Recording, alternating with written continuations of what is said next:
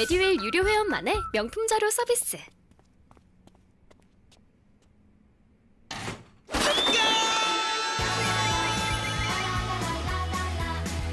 고퀄리티 명품 자료의 혜택.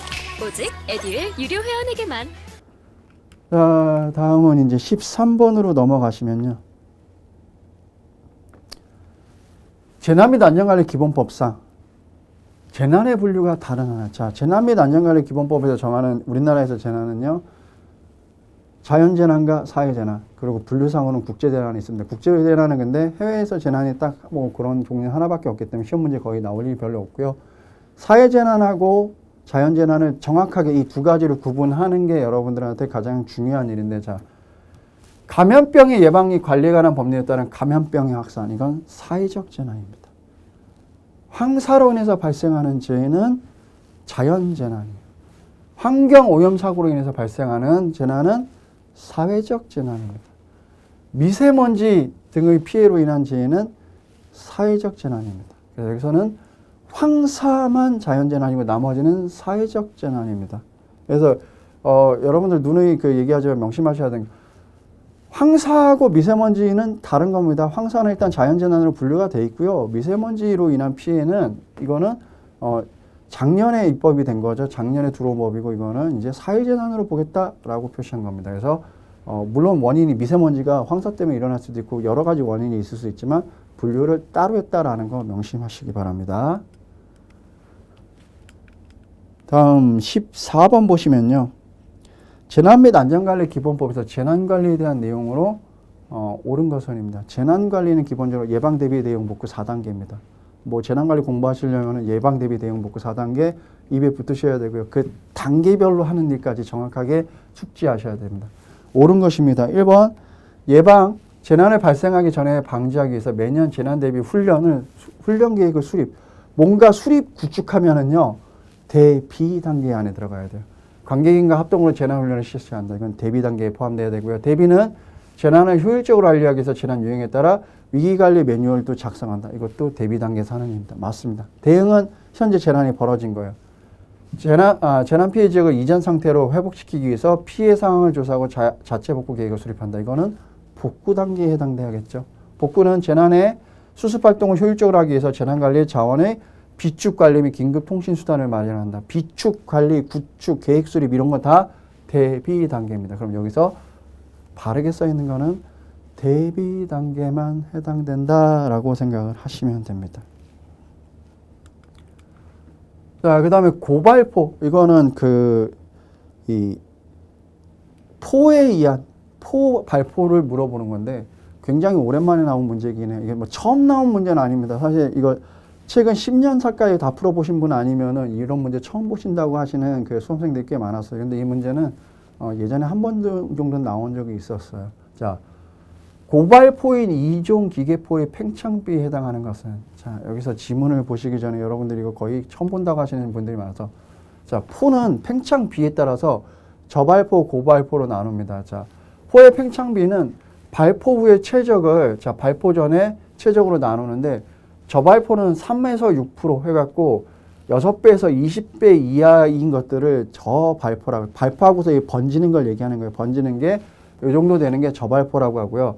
고발포는 1%, 1.5%, 2%에서 일단 80%에서 200, 1000배까지는 다 고발포 안에 해당하는데, 그 고발포 안에서도 1종이냐, 2종이냐, 3종이냐를 또 나누는 겁니다. 1종은 80배에서 250배까지를 고발포 중에서도 1종 기계포로 보는 거고요. 다음 2종은 250배에서 500배입니다. 그 다음에 3종은 500배에서 1000배예요.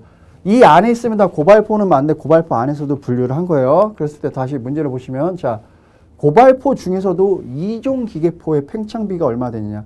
2종 팽창비는 250에서 500배 사이입니다. 그럼 그 구간 안에 들어갈 수 있는 거는 300에서 400배 요거 하나밖에 없는 거죠. 이건 뭐 딱 떨어지게 쓴 게 아니라 그 안에 있는 걸 찾는. 자, 이거는 미만이죠. 이거는 뭐 1종 기계포가 되겠고 이거는 2종 기계포 정도가 되겠죠. 그래서 그 안에 들어가는 건 3번만 해당한다라고 생각을 하시면 됩니다. 다음 16번으로 가서 보시면요. 16번은요. 바닥 면적이 200제곱미터인 구획된 창고에 의류가 1000kg이 있습니다. 그 다음에 고무가 2000kg이 적재되어 있어요. 이때 하재 하중. 하재 하중이라는 건요. 몇 킬로 퍼 제곱미터인가. 단 의류 고무 목재의 발열량은 5000칼로리. 의류가 5000이고요.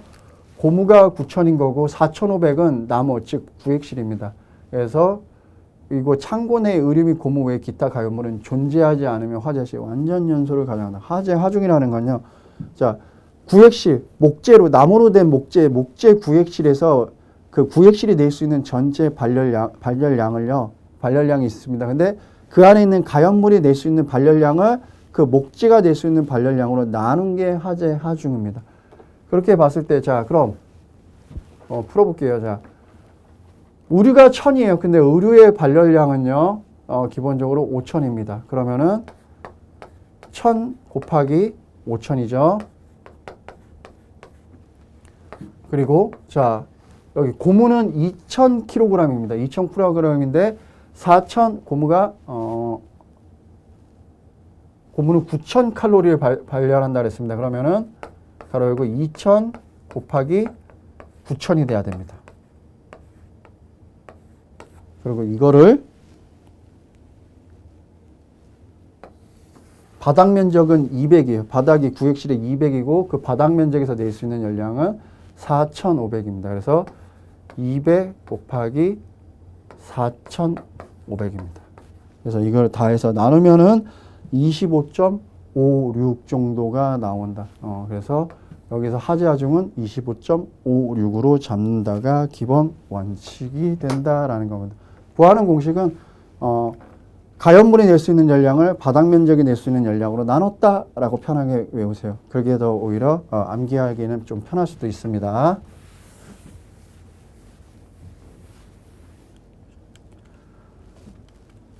다음 17번 문제가 나옵니다. 화재 가옥도가 나옵니다. 자, 화재 하중은 좀 전에 설명했습니다. 화재 하중은 가연물이 낼 수 있는 열량을 바닥 면적이 내는 열량으로 나눴다는 표현을 썼습니다. 그러면은 화재 강도는 불이 처음에 나서 끝날 때까지 지속되면서 발열되는 열량을 전부 다 나타내는 게 화재 강도예요. 그럼 화재 가옥도는 뭐냐? 화재 가옥도는 최고 온도가 얼마나 지속됐느냐를 따지는 거예요. 그 얘기는 뭐냐?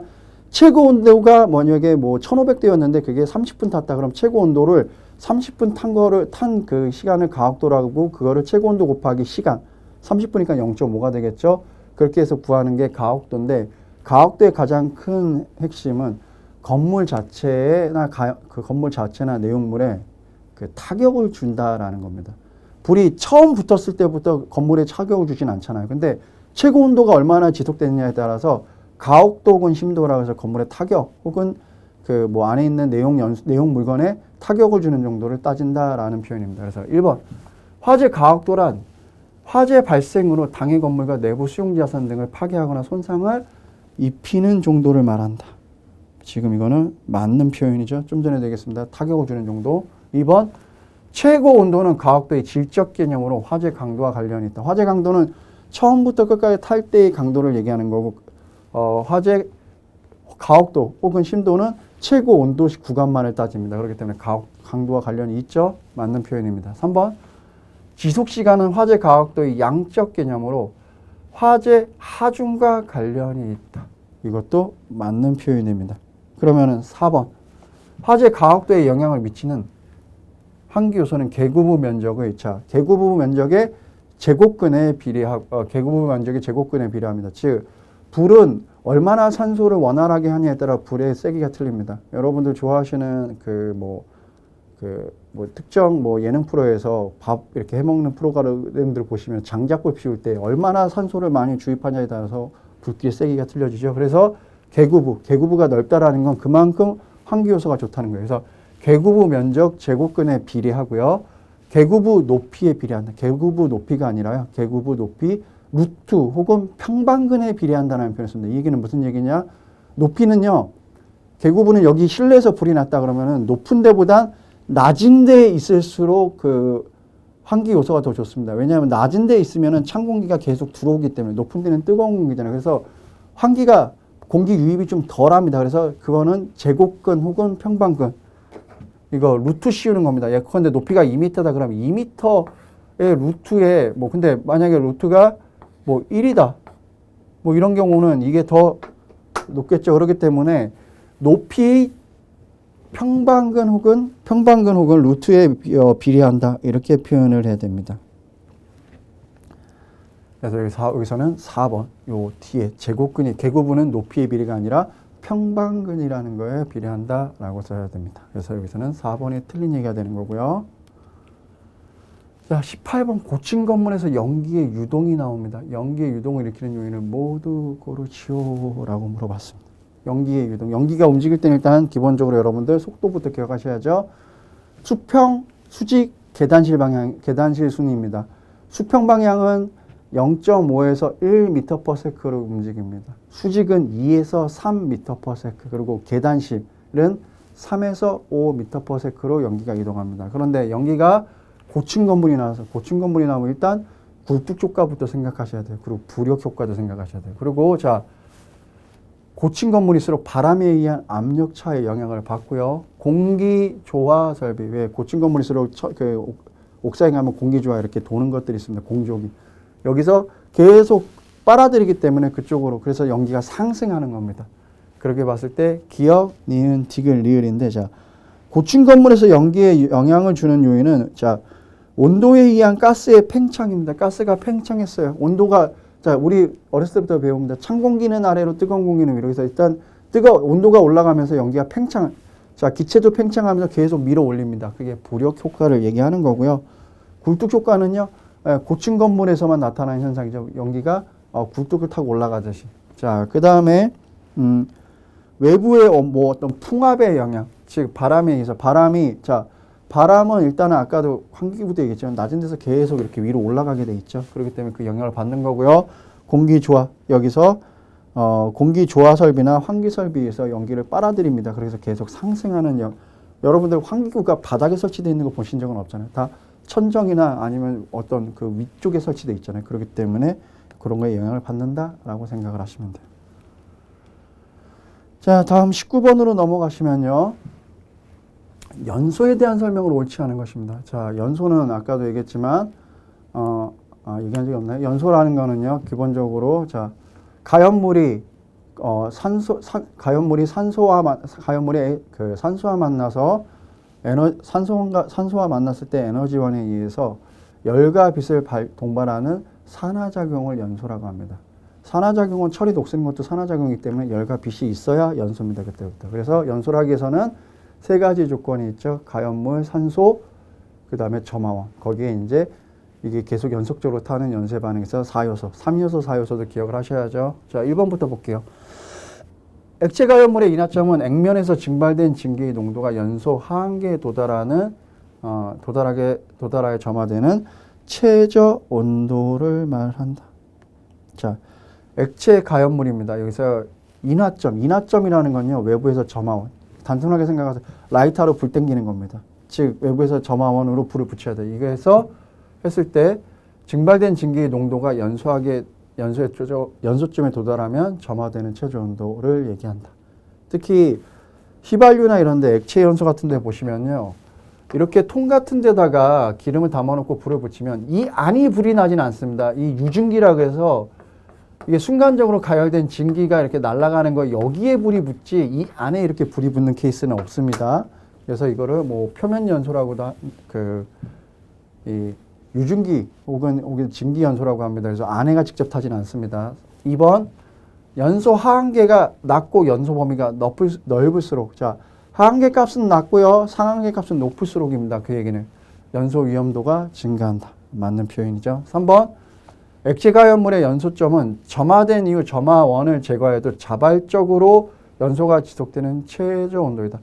연소점, 연소 반응은요. 불이 붙고서 10도 이상, 5초 이상 뭐 해서 계속 더 타나가는 거 이랬을 때부터 연소점이 발생합니다.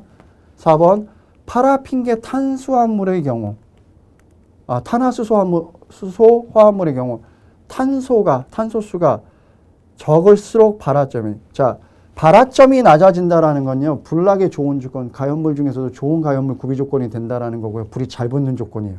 그래서 발화점이 낮아진다는 좋은 가연물이 되는데 탄화수소계입니다. 탄화수소 화합물은 탄화수소계가 탄소수가 많을수록 발화점이 더 낮아지게 되어 있습니다. 탄소는 불이 붙는 그 가연물입니다. 그래서 탄소가 많을수록 발화점이 낮아집니다. 가연물의 구비 조건.